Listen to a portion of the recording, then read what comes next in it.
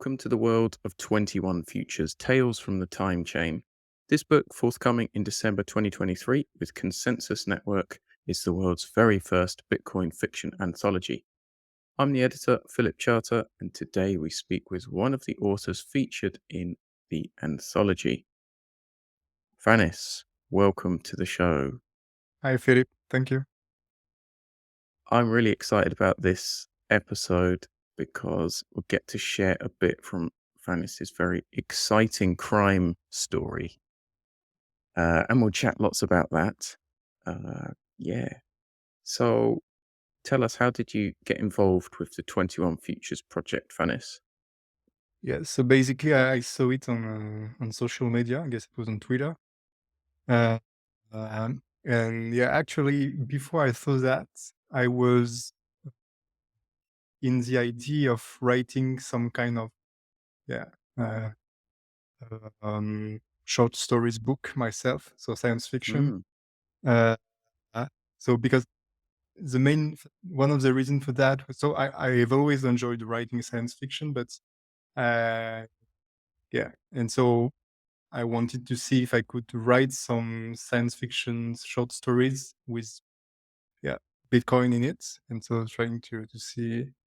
And so I had a working title for the book, which was Bitcoin Futures, because a future is also financial instrument. So it was a mm. play on words around the terms.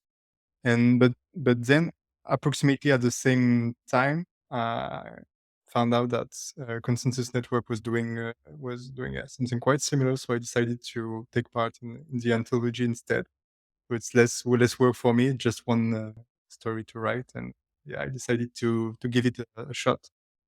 And That's amazing. Same idea at the same time. yeah, I've said this on lots of other shows as well, but I think the world is crying out for more stories about the impact of, technology and stuff like this. And it's something we don't really have yet. So yeah, I'm glad you thought of the same thing at the same time. And of course you can continue to publish more stories. And we really hope this will be the start of something of a movement which makes Bitcoin and yeah, the future of money a bit more accessible and understandable to yeah, people. And was your book is your first language French, Fanis? Was yeah. your book going to be written in French? Oh, I don't know. So basically, it was just an idea, but I didn't even have any story idea or stuff like that. So I'm not sure when if there will be a book. But yeah, so mm, typically I tend to write in French when I Hmm. write fiction stuff.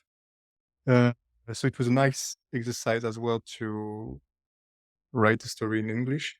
Uh, but yeah, I don't know because uh, I I write some nonfiction stuff every week in English for a Right. newsletter, so I'm getting accustomed to writing in English as well, and it's always interesting. So uh, I'm not even sure if I was to write another story later, if it would be French first or English first. I don't know. Aren't languages amazing? I mean, it's ultra impressive that you've, developed the ability to write fiction in English because, as a fiction writer myself, I know how difficult that is and how high level your sort of style and vocabulary needs to be to do that. So, congrats on submitting such a great Thank you. story for the anthology. What is it you write in English apart from this story? You said you wrote for newsletters and such. Is that Yeah. work? Is it So, Bitcoin so stuff? Something different? yeah, Bitcoin stuff. I'm working at a Bitcoin and Lightning company called Ellen Markets. And Hmm. so for this company, I'm writing a weekly newsletter, uh, um, which tries to give an overview of the new evolutions in the realm of Lightning Network ecosystem. So every week, um, and I write from time to time. I try to write some pieces around Bitcoin as well. So for example, vulgarization or more opinion pieces. uh, which depending on the subject can either be first in English or first in French, and then I try to translate them in English because it helps reach, yeah, more people that way. But yeah, Yeah, and, hopefully in your newsletters, you can slip in a little bit about 21 Features as well yeah. when it's the time. Yeah, I think, I work in, sort of as an editor slash writing coach, and I work with a lot of, non-native speakers myself, so it's great to see. I mean, what's really interesting to me, I should say, is how, and has been with this book, because we've got so many authors whose first language is not English and they've written in English. It's really interesting to see, like, where's the line between, what is effective and easily understandable, but also still shows who you are and where you come from, right? Yeah. Because you don't want to change your personality to write in English. It's important to show, yeah, where you come from too. So I'm really happy that we've got, I think we've got authors from Spanish speaking authors, Portuguese speaking authors, maybe more, maybe German or Italian as well. Nice. Great. Tell us a little bit about your path into Bitcoin. You said you work in the space. How did it all begin? So basically, I was finishing my engineering school in France, and I was already kind of involved uh, in the ecosystem. For example, I was part of a student association, uh, um, and yeah, I believed at the time that I wanted to work there, but I wasn't entirely sure I was ready to go from having this as a hobby or a interest outside of work, Mm, and then really devoting most of my awake time to this. So I just I had to do an internship at the end uh, of the school, and so I did it in a consulting firm, and it was I didn't really like it because I was already kind of fully orange pilled and thinking about Bitcoin all day. And so it was really decisive for me. So I just said, no, I don't want to work in the fiat world anymore. And at the same time, coincidentally, so there was this company called Ellen Markets, which is based in France, in Paris. So it's right. everybody speaks French, so it's easier. And I saw on Twitter that they were looking for developers, and so I was yeah, I had done some studying on computer science, stuff like that, but I was more generalist engineer. But I could I applied for the job, and it was really a nice experience. And so I'm there since 2021, so it will be 2 years in a few days actually. So yeah, anniversary is Fantastic. soon. And yeah, so straight from school, I my first job was in this company. Yeah. Well, congrats on finding a meaningful job in the 21st century. Something that you're really keen on, and yeah, I'm sure it's a good time to be in the space as well. Let's talk more about your story, Bitterfly, which is, yeah, definitely one of the stories that I really enjoyed and to me stood out because it seems quite recognizable. It was instantly recognizable to me as like as a crime story, which I think is great because it's a different genre.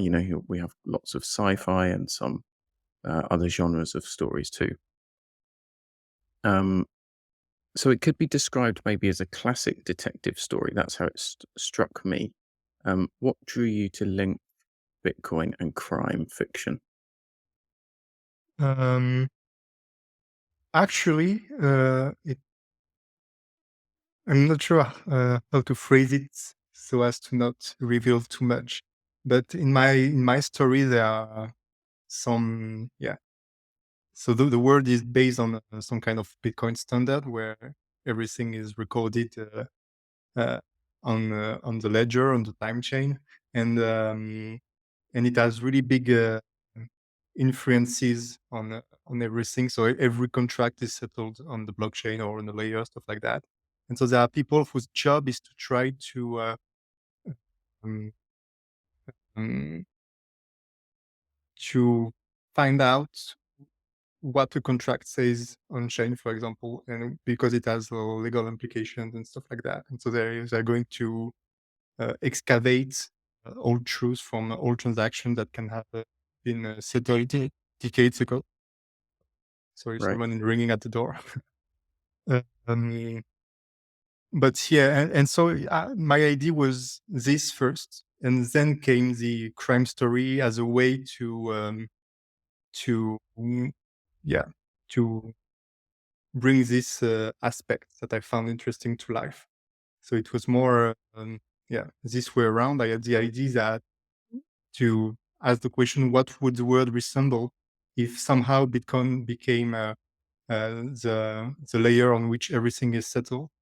So, for example, big companies, you can see everything that happens for to these companies. You can see it on chain, stuff like that, and what it would look like. And the angle of a crime happening in this future seemed interesting.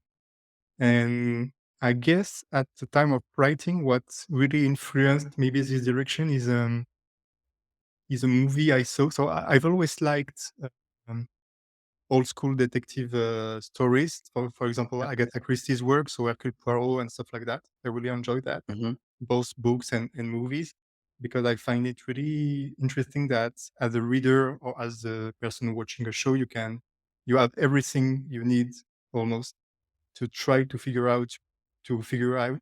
it out yourself.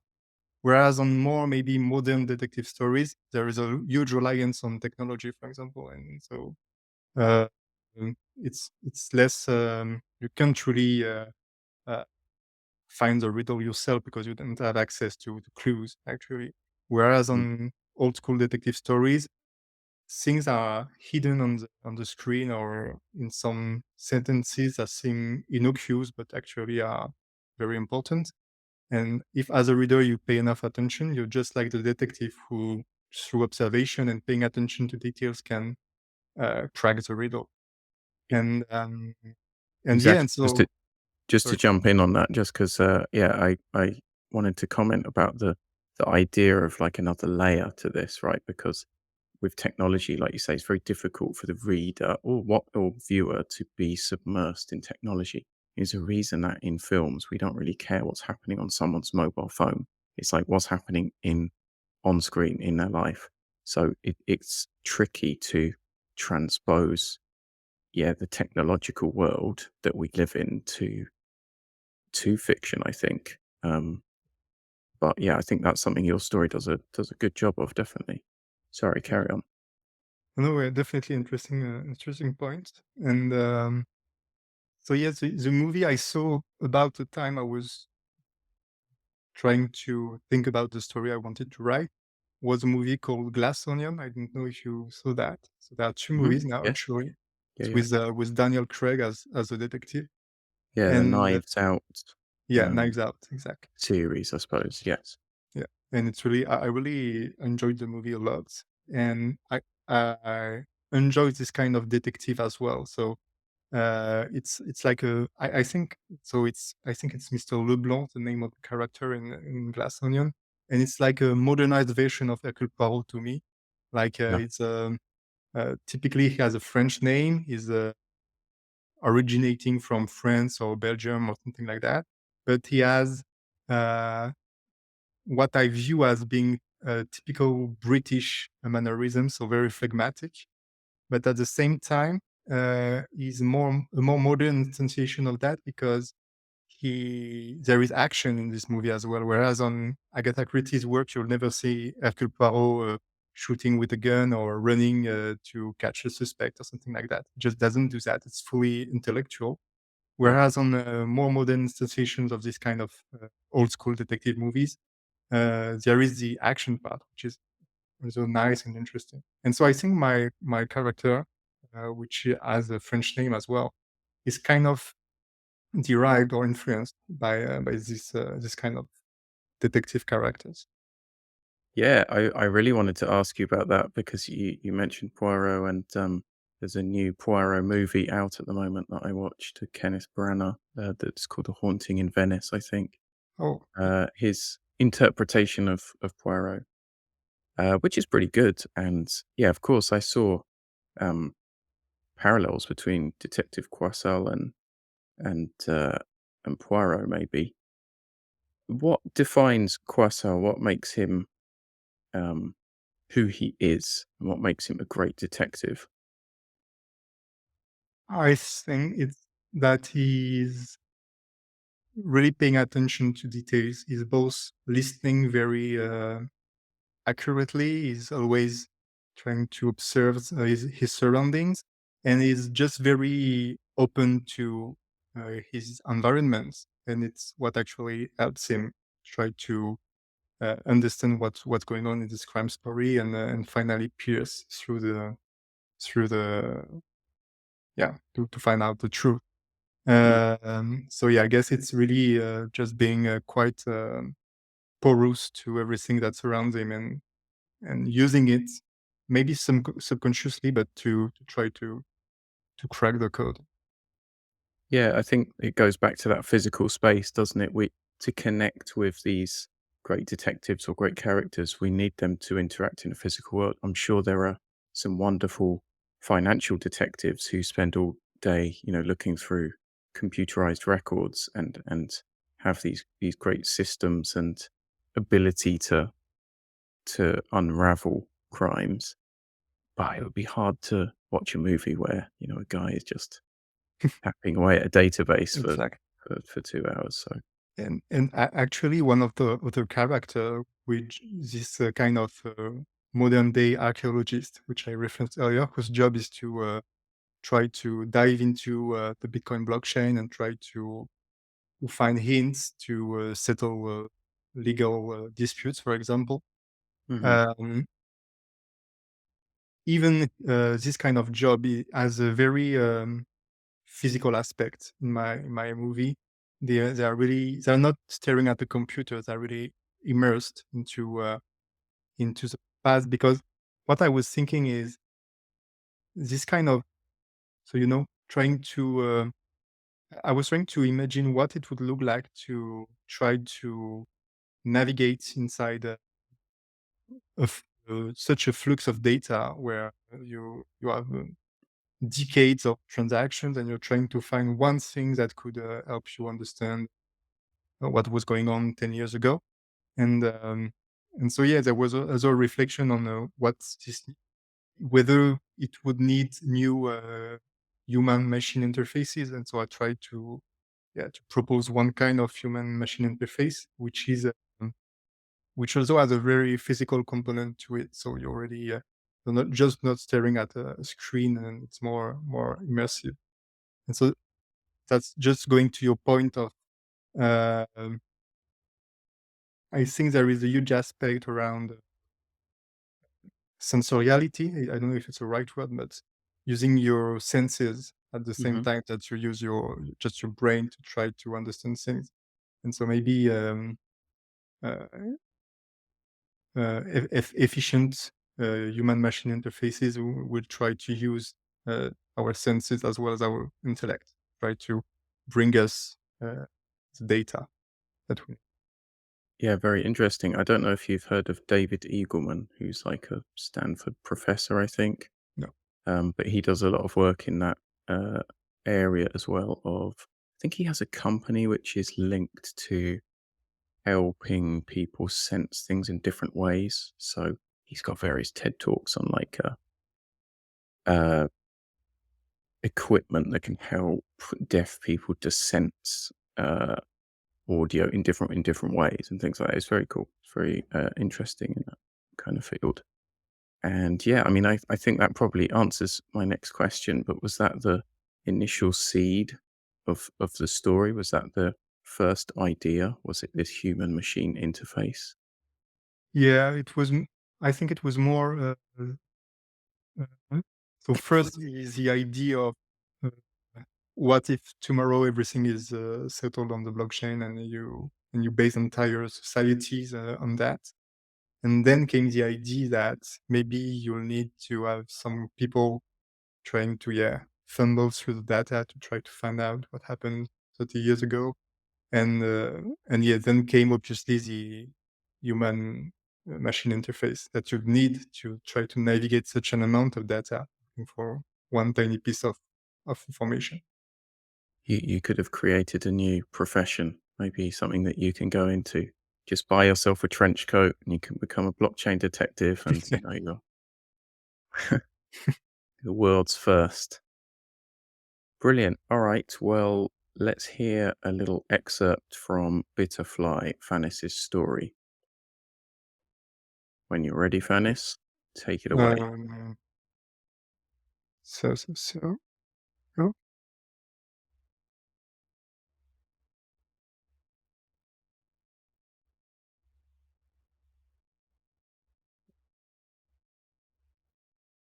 okay, yeah. Um, so maybe I give some context or Yeah. before I Yeah, read that's it. Yeah. fine if you want to before you start. So basically, so Mr. Croissal, who is the detective, is at the house of the daughter of a man who is one of these people who explores blockchain to try to find pieces of information for to settle, for example, legal disputes. And so the man was murdered, and so he's at the house of this man with his daughter. Uh, so the daughter is named Claire Ebner, and so discussing, and so she hired Croissal to try to solve the case because the police couldn't.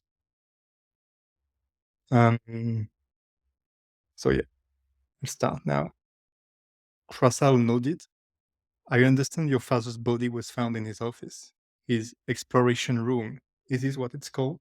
Would you mind if I took a glance at the place? Claire Ebner smiled, the same faint smile that she greeted him with, and acquiesced. Leaving the living room, they walked down a long hallway until they were met by a tall metallic door. Looking at it, Croissal expected the door to be heavy, but the young lady pulled it open with only one hand and no apparent effort. Probably a special alloy, not so thick, not so heavy, but highly insulated. The room itself appeared smaller than he expected. What looked like a huge orthodotic chair occupied the middle of the room, surrounded by curved panels hanging from the ceiling.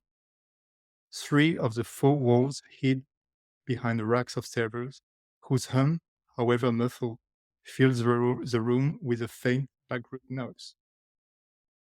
They found him in his chair, the doctor said. The interface was turned off, but he used to take naps there sometimes. I think he liked the sound of the computers. Croissant hardly heard her. Restless, he stared at the chair and its apparatus. Had he just witnessed an apparition, he wouldn't have looked different. Is this is this the device he used to read it? He murmured. Miss Ebna laughed slightly, half amused, half bitter. Yes, they call it an MLI, man ledger interface. But Bob called it the chair. The panels are all around your head, and you're sitting inside, and together they cast some kind of hologram. You're literally inside the ledger, and there are those little commands on the armrest. She pointed with her finger. The operator uses them to move the stream around themselves. I've never quite understood how it works, but I've seen my dad use it since I was a little girl.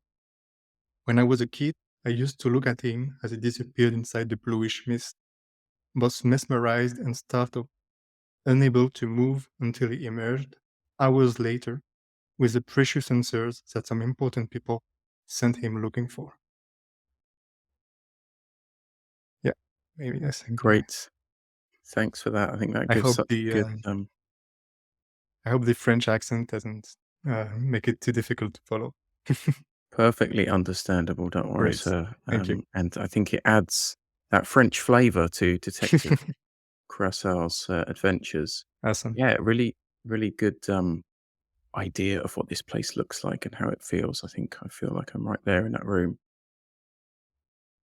Brilliant. Well, thank you so much for sharing your story and your process of writing with us. I'm very excited for other people to read this story along with the others. It's Bitter Fly, if you're looking for that one in the book. So I think that's it for today. Let's finish there. Thanks again for coming on the show, Fanis. Thank you very And much for having me. yeah, you're welcome. And good luck with your future writing. Hope you get to see more from Detective Croissal. Thank you. All right. Bye then. Bye bye.